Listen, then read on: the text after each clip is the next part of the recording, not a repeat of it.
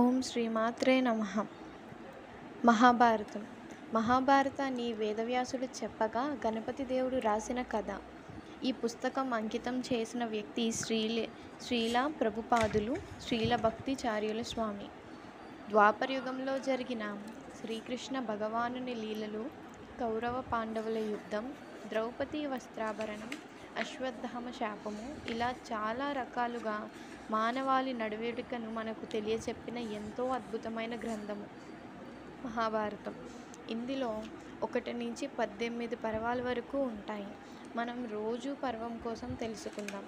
దానిలో మొదటి పర్వం ఆది పర్వము, 2వ పర్వం సభా పర్వము, 3వ పర్వం వన పర్వము, 4వ పర్వం విరాట పర్వము, 5వ పర్వం ఉద్యోగ పర్వము, 6వ పర్వం భీష్మ పర్వము, 7వ పర్వం ద్రోణ పర్వము, 8వ పర్వం కర్ణ పర్వము, 9వ పర్వం శాల్య పర్వము, 10వ పర్వం సౌప్తిక పర్వము, 11వ పర్వం స్త్రీ పర్వము, 12వ పర్వం శాంతి పర్వము, 13వ పర్వం అనుశాసన పర్వము, 14వ పర్వం అశ్వమేధ పర్వము, 15వ పర్వం అశ్రమ వాసిక పర్వము, 16వ పర్వం మౌలస పర్వము, 17వ పర్వం మహాప్రస్థానిక పర్వము, 18వ పర్వం సర్వరోహణిక పర్వము.